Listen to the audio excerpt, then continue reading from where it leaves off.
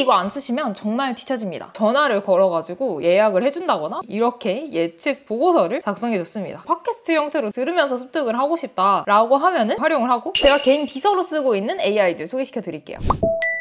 첫 번째는 노트북 LM입니다. 구글에서 나온 개인의 좀 더 맞춤화된 AI라고 할 수 있는데요. 이전 AI 영상에서 제가 릴리스 AI라고 유튜브 요약하는 사이트를 추천을 드렸었는데, 릴리스 AI 유료 구독이 조금 벅차신 분이라고 하면은 노트북 LM을 사용하시는 것만으로도 충분합니다. 노트북 LM에서 LM은 LLM이라고 들어보신 분도 있을 것 같은데, Large Language Model이라고 해가지고 대규모 언어 모델이라고 하는 거에 약자로 쓰여진 거거든요. 뭐 간단하게 그냥 AI다 이렇게 생각하시면 될 것 같아요. 화면 보면서 기능들 같이 설명드려볼게요. 일단 이렇게 생겨 있는데, 새로 만들기를 눌러서 내가 다양한 소스들을 업로드를 할 수가 있습니다. 이 소스들은 구글 드라이브 문서가 될 수도 있겠고, 아니면 웹사이트 링크라든지 유튜브 링크, 그리고 뭐 그냥 텍스트 같은 것들을 자유롭게 업로드를 할 수 있습니다. 당연히 PDF라든지 뭐 오디오 같은 것들 충분히 다 가능하고요. 저는 주로 이렇게 유튜브 링크들 중에서 비슷한 주제들을 쭉 묶어가지고 붙여넣기를 해놓는데요. 추가를 누르면은 이렇게 유튜브 링크를 계속해서 추가를 할 수 있고요. 유튜브 링크가 될 수도 있겠고, 뭐 PDF 같은 것들 자료들을 추가를 하고 나면은 이런 식으로 메모를 할 수 있다거나, AI를 이용한 음성 계율을 만든다거나, 마인드맵을 만든다거나 이런 것들을 할 수 있습니다. 그리고 이 소스 데이터베이스를 기반으로 해가지고 내가 어떤 질문을 했을 때 얘가 바로바로 답변을 해줄 수 있거든요.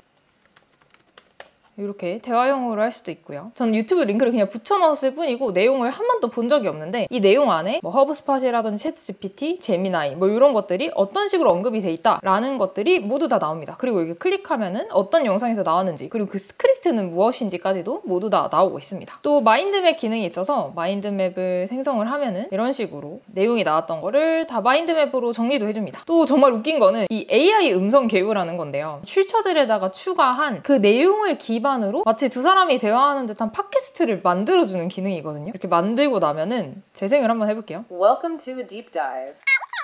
얘기하는 내용을 살펴보면은 And today we're diving. 여자분 한 분이랑 남자분 한 분이 나와가지고 마치 팟캐스트처럼 이렇게 대화를 하면서 제가 넣어놓은 소스들에 대해서 이런 내용이 있어 라고 대화를 해주는 그런 내용이거든요. 그리고 대화용 모드에 들어가면은 제가 그 중간에 들어가서 같이 대화를 또 할 수 있습니다. 근데 아쉬운 건 이게 한국어 지원이 안 되고 다 영어로만 돼가지고 조금 아쉽습니다. 저 팟캐스트를 듣다가 어머 나 모르는 게 있는데 라고 하면은 Oh hey, I think our listeners got something to say. 너 뭐 말할 거 있었구나 라고 하면서 저한테 말을 거는 상황이거든요. 근데 한국어는 못 알아들어서 Can you speak in Korean? No, I don't think we were speaking Korean. Maybe there was a misunderstanding.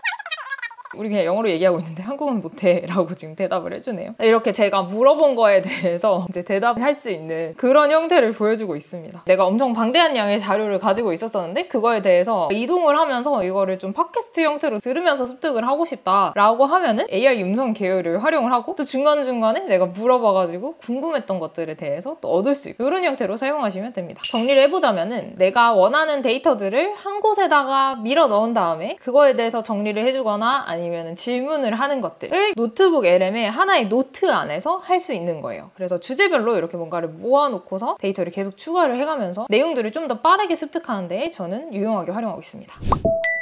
그 다음으로 추천드릴 사이트는 젠스파크입니다. 2025년이 AI 에이전트의 시간이다 라는 얘기를 한 번쯤 들어보셨을 것 같은데, 자피어나 메이크 같은 것들도 어떤 면에서는 좀 AI 에이전트라고 얘기할 수 있지만 젠스파크와 마누스가 AI 에이전트라고 부를 수 있는 수준으로 도달했다라고 볼 수 있을 것 같아요. AI 에이전트가 뭐냐라고 하면은 우리가 뭔가를 시키면 그거에 대해서 어떻게 일을 해야 되겠다라는 계획을 하고, 그 다음에 적합한 툴들을 찾아가지고 결과물을 내고, 지금은 저희가 어떤 걸 하려고 하면은 적합한 AI 툴을 찾아가지고 거기다가 명령을 해야 되잖아요. 그리고 명령을 할 때에도 그냥 이렇게 해줘 라고 간단하게 설명을 하기보다는 좀 더 자세하게 주르륵 써줘야지 내가 원하는 그 방향대로 가죠. 그런데 AI 에이전트는 적합한 AI 툴을 찾고 거기에다가 프롬프트를 입력을 해서 뭐 이따만한 프롬프트, 아주 상세한 디테일한 프롬프트를 입력을 해서 너가 이렇게 해줘 라는 것까지도 다 해주는 게 AI 에이전트라고 보시면 될 것 같아요. 제가 이렇게 설명드리는 것보다 예시를 보는 게 가장 빠를 것 같은데요. 젠스파크에 들어오시면 이렇게 에이전트가 종류가 나와 있습니다.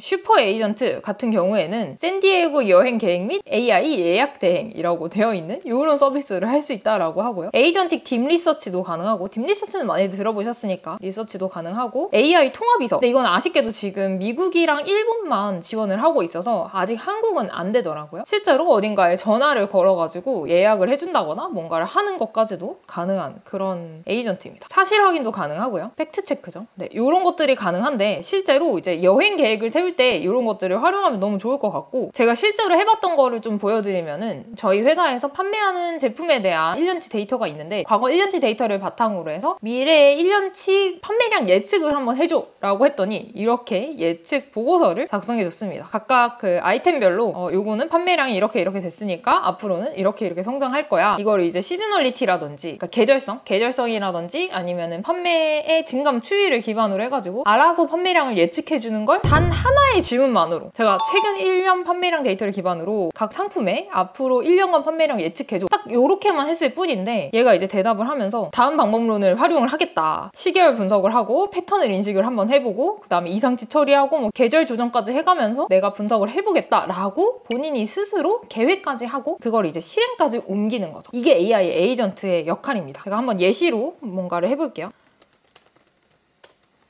제가 뭘 어떻게 하라는 얘기도 아무것도 안 했고 그냥 저는 AI 에이전트에 대해서 소개하고 싶어 라고만 얘기를 했거든요. PPT를 얼마나 잘 만드는지 한번 볼게요. 보면은 5장짜리 PPT를 만들겠는데 제작하기 전에 어떤 내용을 중점적으로 다루길 원하냐 먼저 저한테 물어보네요.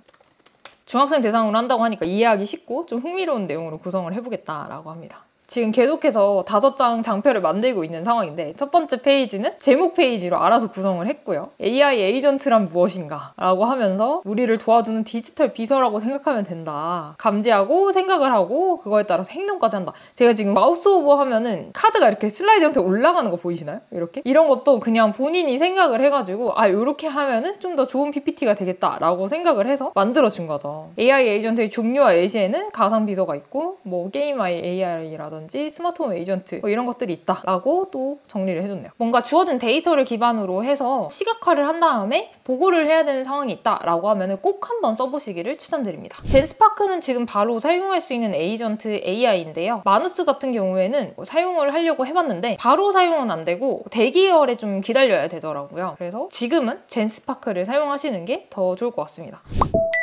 또 홈페이지 제작할 때라든지 보고서 그래프를 제작을 할 때 데이터를 하나 넣고서 이거를 보기 좋게 대시보드화 해줘 라고 하면은 사람이 하면 몇 시간 걸릴 일을 단 몇 분 만에 바로 만들어냅니다. 뭐 이런 식으로 시각적 자료도 분석이 된다고 하고요. 판매 데이터를 분석을 해줘 라고 하면은 이제 마누스가 이런 식으로 판매 데이터를 어떤 식으로 분석해서 어떻게 플로팅을 할지를 스스로 고민을 해가지고 전략이라면서 이렇게 결과물을 내줬네요. 보니까 판매량에 대한 그래프도 그려주고요. 이런 것들을 할 수 있는 게 바로 AI 에이전트입니다.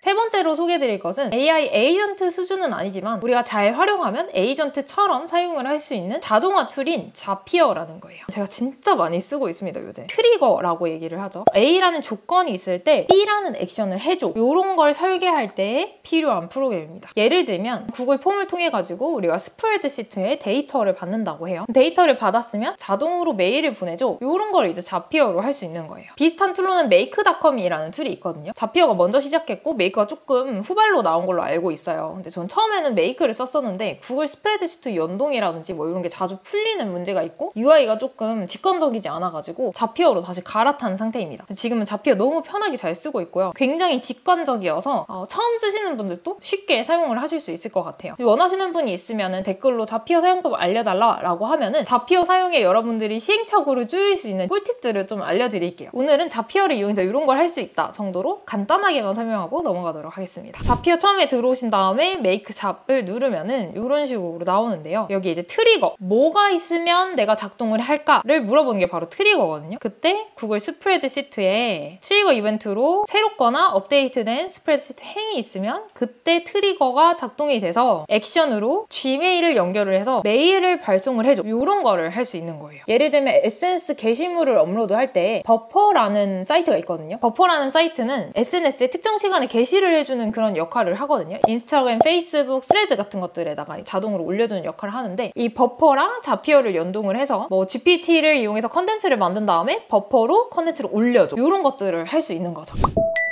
마지막으로 소개해드리고 싶은 건 제가 요새 진짜 많이 쓰는 그록이라는 AI입니다. 그록은 한번 그냥 써보시라는 말씀으로 간단하게 넘어갈 텐데 제미나이라든지 GPT, 뭐 클로드와 비슷한 AI인데요. 일론 머스크의 주도하에 만들었고 그래서 그런지 모르겠는데 분석적인 느낌? 네, 그런 게 좀 더 있습니다. GPT보다 저는 더 정확한 대답을 한다 이렇게 느꼈기 때문에 꼭 한번 써보시면 좋을 것 같습니다. 다음에도 더 유용한 정보로 찾아오겠습니다. 감사합니다.